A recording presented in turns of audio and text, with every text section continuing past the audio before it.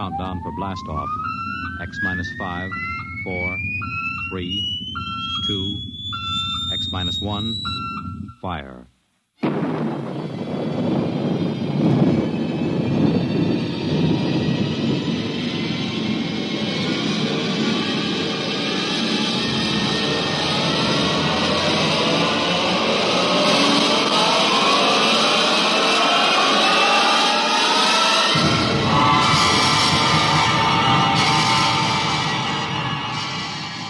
From the far horizons of the unknown come transcribed tales of new dimensions in time and space.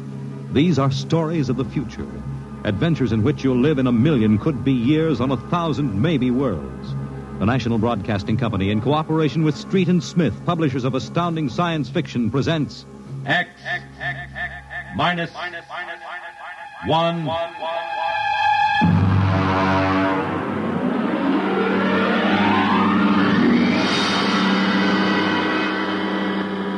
Tonight's story, Dr. Grimshaw's Sanatorium.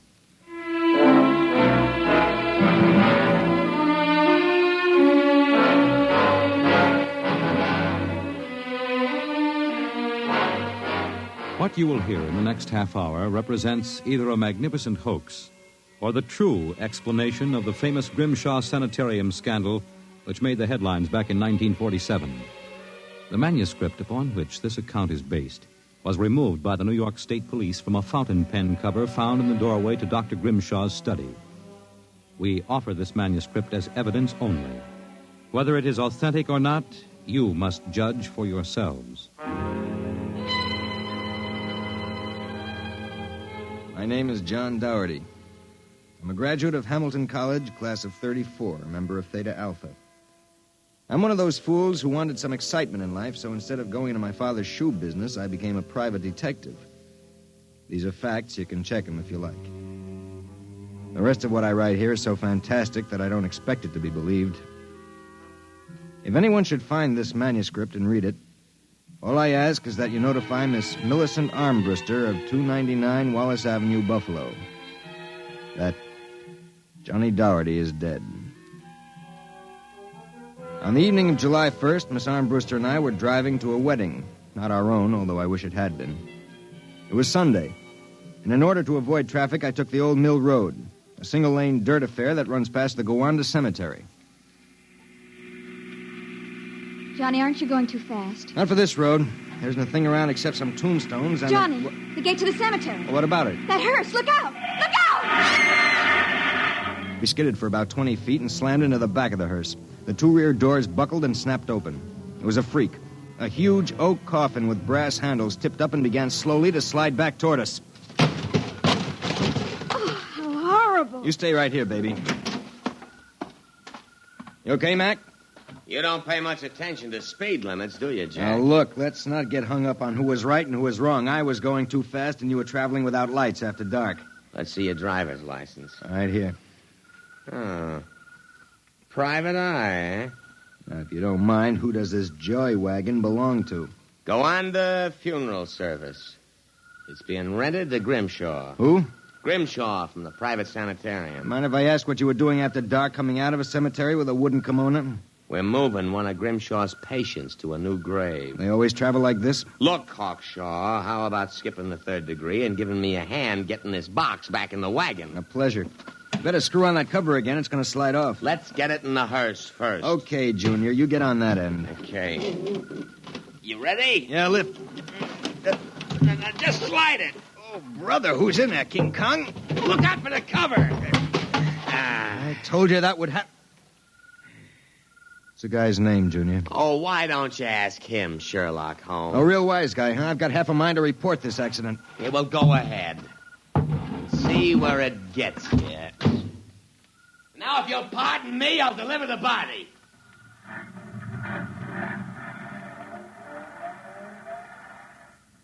Everything all right, Johnny? I thought so until a few seconds ago.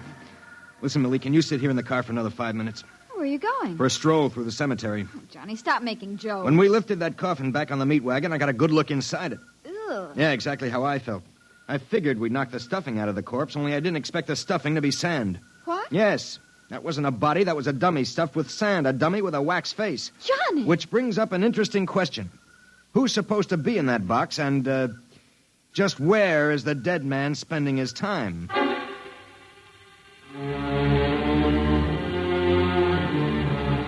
Sometimes in my business, when things drop off, you have to go out and, dig up new clients. My next case was a gentleman named Harlan Ward, Sr., a wealthy automobile manufacturer. I'd gotten his name off his son's tombstone. Are you trying to tell me, Daugherty, that my son Harlan was never buried at Gowanna Cemetery? Exactly, Mr. Ward. But why? Maybe if you'll tell me the circumstances surrounding your son's death, I can help answer that. My son was a rather impetuous young man. Tall, good-looking. After his graduation from Princeton, he began drinking quite heavily. After he got into a couple of scrapes, we sent him to Dr. Grimshaw's Sanitorium in the hopes that he could be cured. While my wife and I were in Europe, we received word that he died, buried at Gowanna in our absence. Last week, my wife and I decided to have his body removed to the family vault here at Short Hills. How'd your son die? Suicide. You never saw the body? No, we couldn't get back from Europe in time. Now you told me that his coffin contains a dummy. How do I know this whole thing isn't a plan to fleece me? You don't. But you're a rich man, Mr. Ward, and you're perfectly willing to take a chance that I'm on the level and that your son may still be alive. You sound very sure of yourself, Mr. Daugherty. My fee is a $2,000 retainer plus expenses. What sort of expenses? However much it costs to take the cure at Dr. Grimshaw's Sanatorium.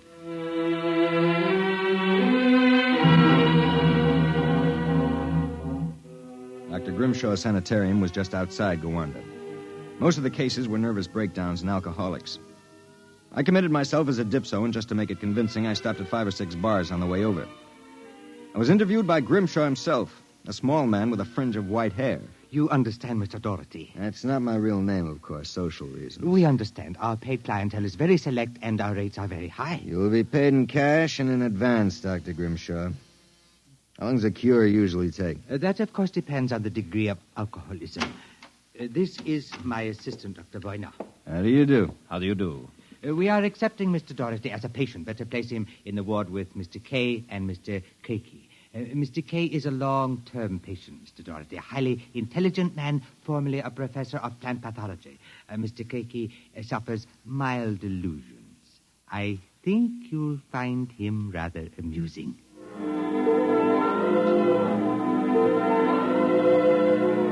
After about 3 days, my roommates Arthur Kay and Craigie got used to me. And we even began to play three-handed bridge. Kay was a chronic dope addict, an intelligent, sensitive man. Craigie was nothing but a clown. He kept a big black cat named the Professor, which he talked to as if it were human. And so I said to her, my dear Countess, if you don't like the company of my cat, then you don't like me. She looked at me as if I were insane. But, of course, the joke was on her because I was. Professor? The professor is very sociable. Excellent company. Except when he kills birds and deposits them in your bed. He's nothing but a feline murderer as far as I'm concerned. Ah, see? You have insulted him, Mr. K. Come here, Professor. Let's make friends. How about giving me your paw? Oh! Scratched me, you black devil. You insulted him. You hurt his feelings. Well, just keep him away from me. It will be a pleasure. I would advise you not to insult him again. Good afternoon and evening. Is he always as nuts as that? Ever since I've been here. What's his problem? Manic depressive. And a little paranoid, too. How long have you been here, Arthur? At Grimshaw's 2 years. I left for a while, but I couldn't stay away from the junk, so I committed myself again. Did you, happen to know a patient here named Harlan Ward? Why do you ask that? Did you know him? I met him socially a few times. I understand he died here. So the newspapers said. I wouldn't know. Suicide, wasn't it? Was it? You're being pretty careful, aren't you? Mr. Daugherty, what would you say if I were to tell you that I don't believe Harlan Ward is dead? What? Makes you so certain? He used to share this room with us. He slept in the same bed you now use. I see. He was an alcoholic, doing quite well, too. From what I could observe, we all expected him to go home soon. Then one evening he had a violent fight with Crakey. Crakey accused him of snooping or something. Later that night, Grimshaw and Voyner took him out. Where? Where they take all the special treatment cases to the charity clinic. It's that small building on the other side of the stone wall. A few days later, we read about his death. Suicide, they said. Just what makes you think he's still alive, Arthur? This. About a month ago, I was in the garden next to the wall that separates us from the charity clinic. Suddenly, I thought I heard a sound, like a child whimpering. It stopped. And a moment later, this note came over the wall, wrapped around a stone. What's it say? Help me, for God's sake, Harlan Ward. Arthur, how would you like to have some fun? Like what? Like sneaking out tonight and going over the wall to the charity ward? What do you say? It would break the monotony a little. I suppose there's no real harm in it. Of course not. I'd go alone, but I'll need help scaling the wall. Will you do it? All right. I'll go with you.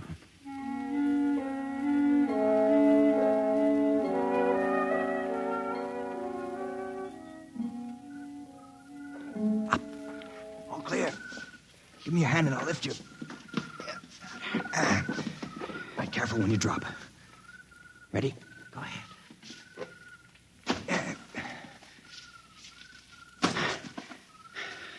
There's a charity building over there, the one with the lights in the basement window. Come on.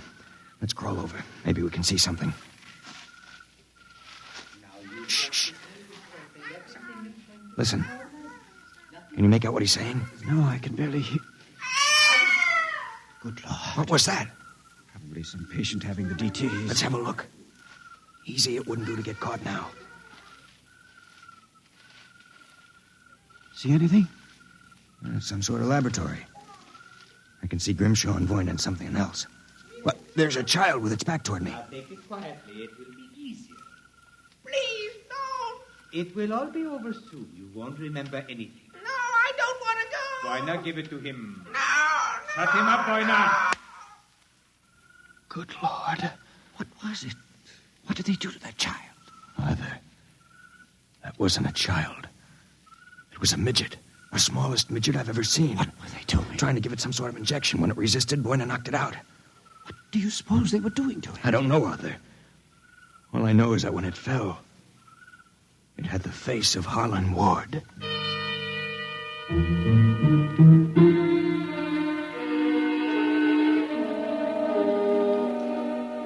All the way back to our room, my brain was working like some frantic pinball machine. Only the score somehow wouldn't add up. The pieces were there, all right. A crazy old doctor, a brutal assistant, a private sanitarium, and a midget with a dead man's face. I thought that when I got back to our room, I'd have some time to think about it. I'd forgotten about our friend, the happiness boy, Count Crakey.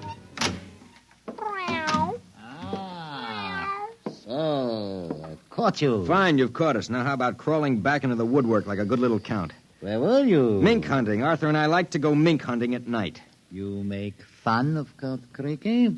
I shall report you to Dr. Voyner. You'd better not if you know what's good for you. So, you threaten me? Me, Count Crakey? I shall scream for help. Help! Help! Did you hurt him? Just knocked him out. What do we do now? Put him to bed. Hope that when he wakes up in the morning, he's forgotten the whole thing. And if he hasn't? He's too crazy for them to take seriously anyway. Come on, let's get him back into bed.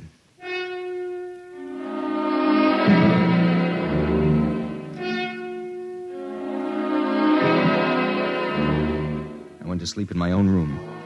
And the next thing I felt was the sharp jab of the hypodermic needle in my left arm. Hold it. It'll be useless to struggle, Mr. Daugherty. In a moment, your motor nerves will be completely paralyzed. What's this about, Grimshaw? I might ask the same of you. My good friend Count Crakey informs me you and Mr. K decided to do some snooping earlier tonight. He followed you and saw you climb the wall. Crakey's insane. Mr. Daugherty, that is a matter of opinion. Crakey, what is this? Perhaps my assistant, Dr. Grimshaw, would be good enough to explain. Assistant? Yes. You see, I am the actual head of the Grimshaw Sanatorium. Count Craigie feigns many delusions, Mr. Daugherty. But in this case, he is telling the truth. Count Craigie is actually Professor Ernst Hassler. Professor Hassler and I worked together in the Berlin Neurological Institute before and during the last war. Unfortunately, my political affiliations with the Third Reich were under investigation by the War Crimes Commission. However, Dr. Grimshaw managed to smuggle me into this country, where I masqueraded as a mental patient in order that we might continue certain experiments which were interrupted by the American army. I can imagine the sort of experiments you conducted. You and your friend Mr. Kay will discover their exact nature very shortly, Mr. Daugherty. It is a magnificent opportunity to serve science. I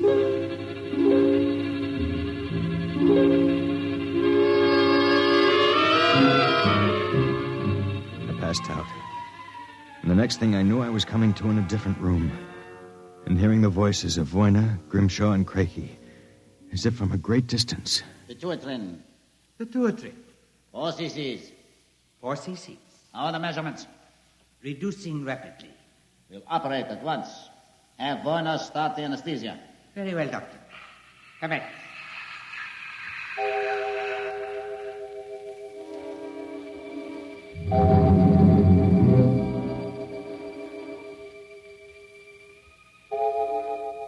When I came to again, I had a blinding headache. I began to wonder if Craigie and Grimshaw weren't doing something to drive me insane, because I lost all sense of perspective. The room seemed to grow in size. I don't know how much time passed, but one day Craigie came into the room with a bundle in his arms about the size of a newborn baby. The bundle was my friend, Arthur Kay. And worse yet, I was exactly the same size that he was. Let me out of here. Let me out. Allow me to congratulate you, gentlemen. How are you feeling? You dirty monster. I'm disappointed, gentlemen. Do you not feel privileged to be a part of an experiment that will place me at the very top rank of the world's endocrinologists? What are you doing to us, you madman? It has long been established, gentlemen, that dwarfism and giantism result from injury to or malfunction of the pituitary and thyroid glands. The interlock between these glands was thought to be a hormone. I have discovered that this was incorrect. It was an enzyme. An enzyme I isolated some years ago. I was well on the way to synthesis in Germany when the surrender interrupted me. The interruption also limited the number and type of subjects on whom I could experiment. I was forced to find others. Such as Harlan Ward? Mr. Ward was only a control experiment. I suppose you plan the same for us. No, gentlemen. For you, I have reserved a special privilege. You, gentlemen, will be the first to test the full effects of the enzyme. In short, I intend that you, Mr. Kay, and you, Mr. Daugherty, when the experiment is completed, will emerge as perfectly healthy, normal individuals. Except, of course, that you will be only 5 inches tall.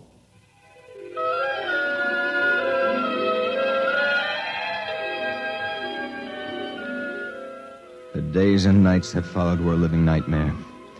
A nightmare from which Arthur and I awoke for brief periods to find ourselves in a strange new world. A huge, frightening world where everything seemed enlarged 100 times. When we finally emerged, we found ourselves imprisoned in a tiny mouse cage.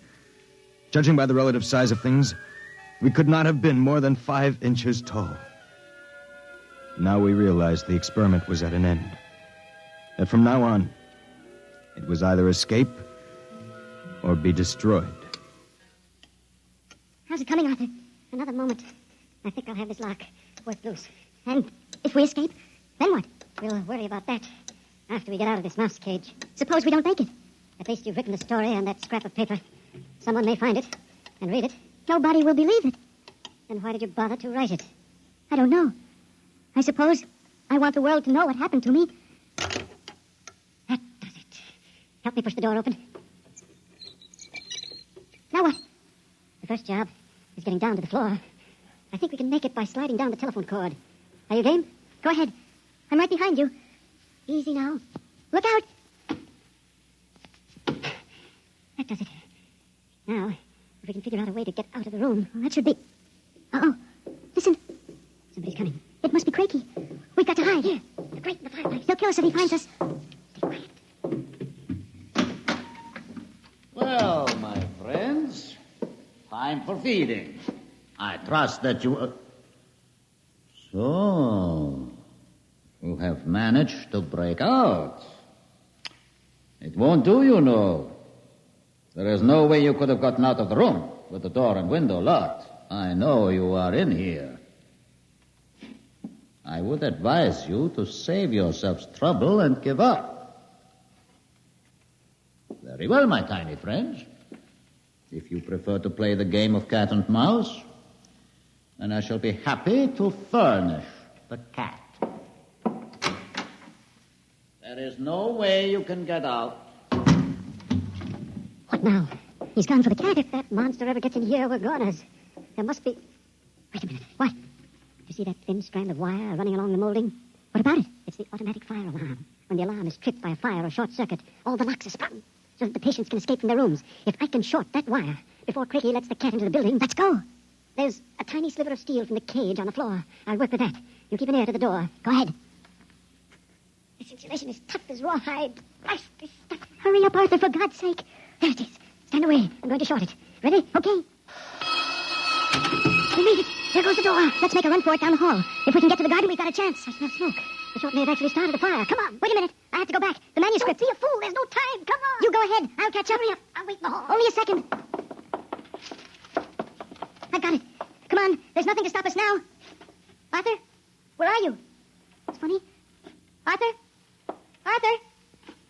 Arthur, what's happened to you?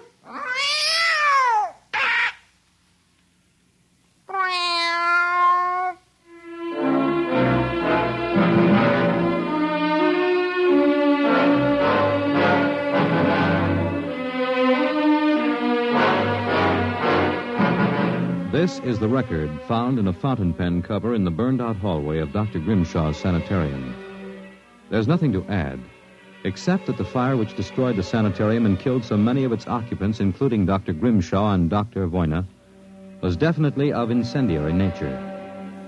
It is believed by the fire chief that some small creature, possibly a mouse, chewed the insulation off the wire and short-circuited the system.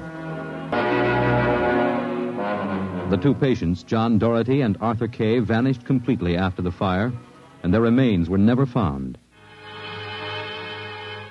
Whether the manuscript which you have just heard is authentic, or whether it was the work of one of the more demented inmates of the sanatorium, we leave to your judgment.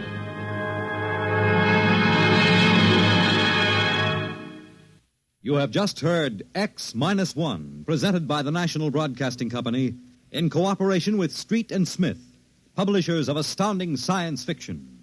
Your announcer, Fred Collins. X-1 was directed by Fred Way and is an NBC Radio Network production.